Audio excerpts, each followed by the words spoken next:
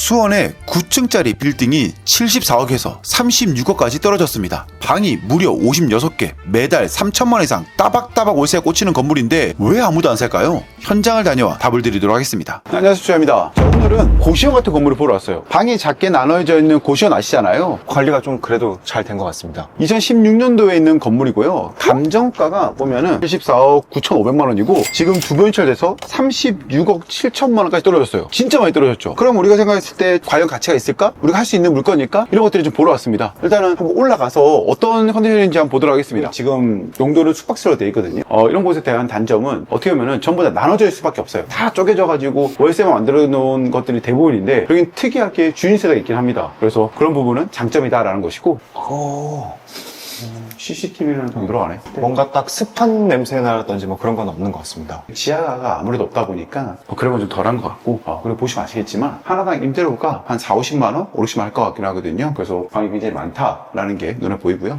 저희가 계단도를 통해서 한번 올라가 볼게요. 이 보면은 2016년도 건물이거든요. 그래도 깔끔합니다. 2층 1호 돼 있고 2호 돼 있고 여기 3호, 4호, 5호 저 끝까지 8호까지 있고 사람도 살고 있네 보니까. 제가 지금 아까 전에 올라가 보니까는 2, 3, 4, 5, 6, 7, 8이 좀 똑같은 구조고 한 개당 7개 호실 7, 8에 56, 56개 호수가 있습니다. 그래서 여기 이렇게 901호 여기가 주인세대. 주인세대인 거죠. 주인세대인 거고 이렇게 올라가 보면요. 이제 방에 이제 풀옵션이고 풀옵션 아니고에 따라서 이렇게 침대를 넣었다 빼줬다 하는 것 같아요. 옵션에 따라서. 그래서 여유분의 침대라는 것이고 안에 인덕션 같은 것도 넣어주는 것 같습니다. 아 그렇네. 인덕션도 있네. 거의 오면 이 건물도 오면은 항상 옥상으로 와보긴 하거든요. 와보는 이유가 그 세입자가 어디를 바라보고 살고 있는지 막힌 게 없는지에 대해서 보러 오는데 여기는 지금 뭐 많이 뭐가 막혀 보이네요. 일단은 막혀 보이는데 여기는 뭐지? 주인세대 테라스입니다. 농작물도 짓고 뭐 하시는 것 같은데요. 어제 썼네. 이렇게 해서 테라스가 이렇게 있는 거고요. 그 다음에 이쪽 편은 그래도 이제 뷰가 좀 뚫려 있네요. 보니까 뚫려 있다라는 거 확인할 수 있고 이쪽은 입구 쪽에서 왼쪽 편 같은 경우에도 지금 뷰가 뚫려 있어요. 근데 물론 여기도 이제 건축물이 지어지면 막힐 것 같긴 한데 지금은 뚫려 있다라고 하는 것이고요. 이쪽 양쪽으로 이렇게 니은자로는 뷰가 뚫려 있고요. 반대쪽 기역자로는 뷰가 지금 꽝꽝 막혀 있긴 합니다. 그래서 천천히 생각하면은 반은 막혀 있고 반은 뚫려 있다라고 생각할 수 있는데 그러니까 막혀 있는 곳 쪽은 전부 다 대부분 엘리베이터 쪽이다라고 생각하시면 될 것 같습니다. 그래서 그런 부분에 대해서는 장점을 갖고 있네. 왜냐면 다른 건축물 보면은 지금 다 따닥따닥 붙어 있거든요. 그래서 뷰가 굉장히 이렇게 막혀 있고 답답한 곳이 많아요. 고시원 같은 경우에도 막혔을 때는 월세도 많이 못 받고 하잖아요. 근데 이 부분은 크게 문제 없이 진행되고 있는 것 같다라는 것이고 저도 이제 어렸을 때 공무원 준비하는 친구들이 노량진에 많이 고시원에 살았는데 내측 방에 있는 사람들은 잠깐 살다가 외측 방향으로 가고 그랬던 것 같습니다.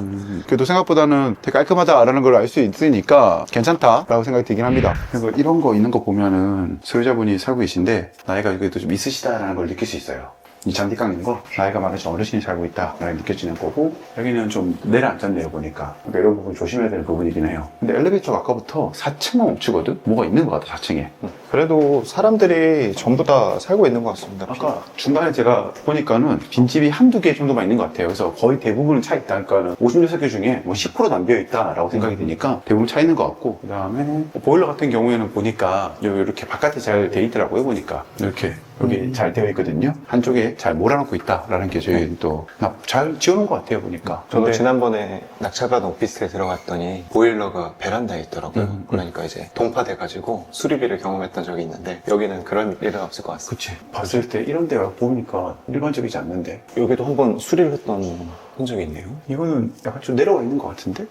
그 누수가 좀 있는 거 확인해 봐야겠네. 딴 데는 크게 문제가 없는데 저기만 볼록 튀어나와 있네. 우리가 특히나 고시원 같은 경우에는 관리를 못했을 때 누수에 대한 부분이 좀 문제가 되거든요. 여기는 깨끗하잖아 보니까. 네, 8층, 9층이 좀 6층 두 개가 좀 네, 문제가 있다라는 느껴지네. 물론 지금은 공사를 해서 문제 없을 수도 있지만 이런 부분이 있었다라는 것은 우리가 한번 꼭 체크해 봐야 될 거죠. 8층 이 앞에 세대 한번 눌러서 누수 있었는지 같은 거 좀 물어볼까요?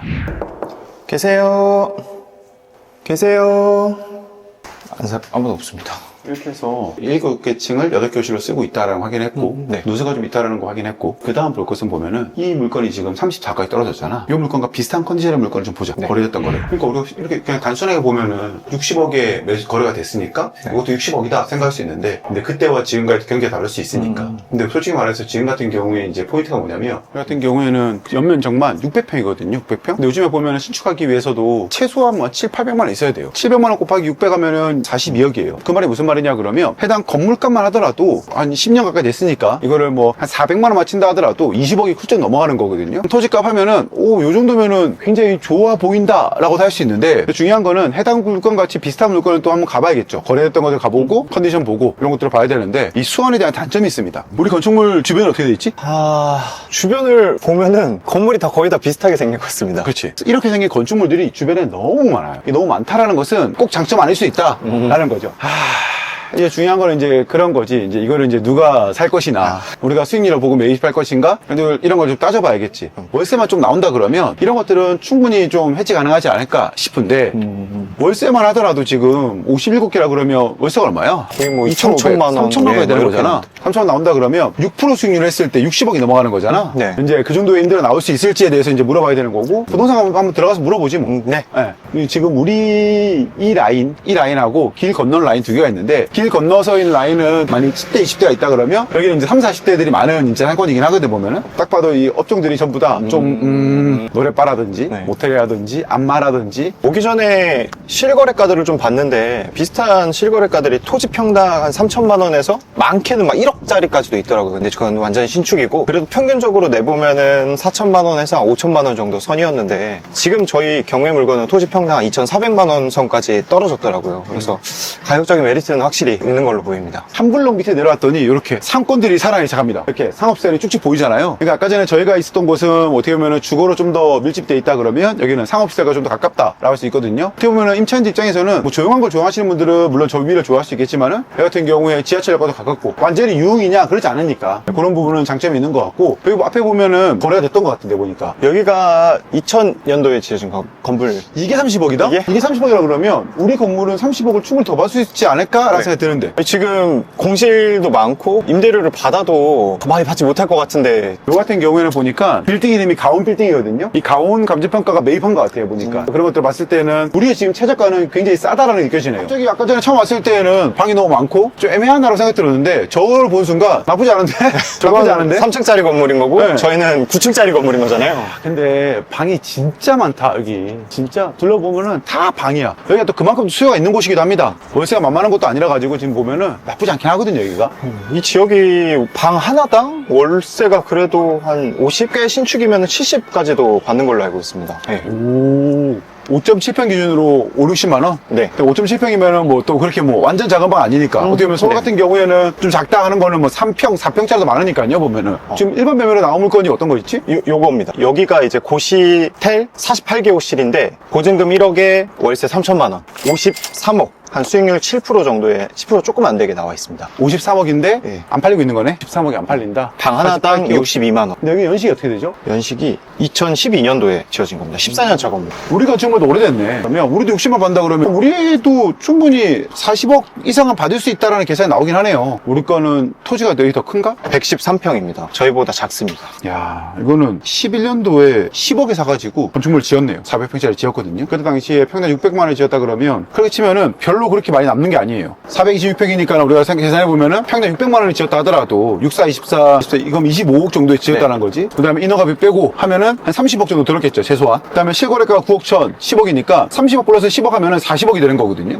2011년, 12년도에 40억 이상 투자했을 것 같은데 지금 50억에 내놨다 그러면 이건 좋은 장사가 아니거든요. 무슨 말이냐 그러면 해당 동네에 매입한다 그러면 그렇게 시세 차익으로 점프할 수는 없다. 가격은 동일하게 지금 형성되어 있다라는 게 제 개인적인 생각이긴 합니다. 뭐 제가 뭐 다른 건 다 본 것도 아니고 인계동을 잘 아는 것도 아니지만 지금 봤을 때 계산할 때 해보면은 우리가 플러스 마이너스 했을 때 폭파주 뛰었다 그러면 서울 같은 경우에는 110억, 120억 될 텐데 그게 안 된다는 거죠 지금. 올라갈 수 있는 상승에 대한 여력은 굉장히 많은 제한을 갖고 있다라는 게 느껴지긴 하네요. 즉 그 말이 무슨 말이냐? 이런 걸 매입할 때는 절대로 일반 매물을 사면 안 되는 거고 경매를 통해서만 매입을 해야 된다라는 결론이 나오긴 하네요. 그래도 월세 3천이 나오면은 수익률 자체는 좋기는 하네요. 3천 나오면 수익률이 좋은데 중요한 거는 그렇게 나왔음에도 불구하고 안 팔린다는 게 문제지. 네. 그러면은 저희는 7%가 안 팔리니까 뭐 8% 정도로 생각을 해야겠네요. 그렇지. 근데 이제 여기랑 좀 다른 점은 우리는 이제 주인 세대가 있다라는 게 장점일 수 있지. 여기 같은 경우에는 주인 세대가 없고 주인 세대가 뭐 작은 방밖에 없으니까 네. 그런 장점이 있다라는 게 또 좀 다른 명목이긴 하지. 숙박시설이다 보니까 법인으로도 가능하지 않을까? 그렇지. 요즘. 법인 한다 하더라도 좋고 그다음에 대출도 잘 나오고 이런 부분은 굉장히 큰 장점이니까 한데 일단 엔지님 저기 88 부동산 가가지고 네. 한번 물어보고 와요.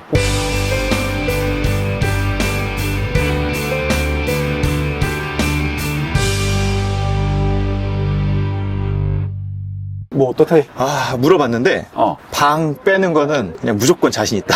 지금은 좀 단기로 내놨다 보니까 보증금 50에 월세 65만 원 이런 식으로 내놓으셨었대요. 좋은 물건이 보증금 2천에서 3천만 원에 월세 70만 원. 근데 그 사진을 보여주셨는데 조금 좋기는 했어요. 근데 저희 물건 같은 경우에도 1000에 60 정도는 충분히 맞출 수 있다라고 했습니다. 저희 아까 봤던 그 고시텔 건물 그것도 막 한 번에 13개가 빠지기도 하고 그럴 정도로 임차 수요는 굉장히 풍부한 곳이라고 합니다. 매매가는? 매매가는 말을 해주시지는 못하는데 만약에 저희가 수익을 8%로 내놓는다 라고 하면은 진짜 이만한 물건 없다 라고 하긴 하셨습니다. 50억 정도에도 괜찮다라는 건데 방 수요는 굉장히 많은가 봐요. 매매 가격 같은 경우에도 지금 봤을 때 차지 가격이 지금 36억이잖아요. 왜 유찰되는지 알겠네. 50억이 시세네. 시세에서 이제 유찰되기 때문에 어떻게 보면은 49%로 유찰된 게 아니고 70% 유찰되는 가격이네. 8% 수익률이라 그러면 50억 되니까는 그러니까 52억 옥상하게는 낙찰 안 되는 게 당연하다라는 것이고 52억에서 36억 요 사이에 우리가 얼마만큼 먹을 것이냐. 왜냐면 시동세 같은 경우에도 지금 같은 경우에는 뭐 1억 2억 나가거든요. 요물 같은 경우에는 숙박세이기 때문에 대출도 좀 잘 나올 것 같긴 하거든. 그러니까 주택대출은 지금 규제하고 있지만 상가는 전혀 규제하고 있지 않기 때문에 잘 나올 것 같습니다. 그래서 대출 같은 경우는 유리하기 때문에 이런 부분은 충분히 장점이 될 수 있다. 월세 혹시나 월세 수익을 찾는 분이다 하시는 분들께서는 한 번은 꼭 한번 관심을 가져보면 좋지 않을까 싶습니다. 왜냐면 첫 번째로 이제 우리가 큰 시세 차익 거두기가 어렵지만은 현금 흐름을 만들고 싶다 하시는 분들께서는 리스크가 작다라는 거죠. 주거를 할 수 있는 사람들이 많은 거고 주거로 뭐 10명이든 20명이든 30명이만 들어온다 하더라도 한 달에 이자는 충분히 우리가 감당할 수 있는 것이고 이후에 차는 것들은 순수 수익이 되기 때문에 이런 부분은 충분히 한번 입찰을 고려해볼 만한 가격인 것 같습니다. 니 갔다 왔더니 또 눈빛이 좀 달라진 것 같다.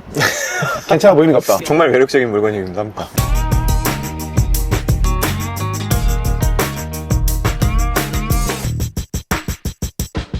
알겠습니다. 오늘도 이렇게 함께 해주셔서 너무 감사드리고요. 다음에 더 좋은 영상으로 찾아뵙도록 하겠습니다. 감사합니다. 감사합니다.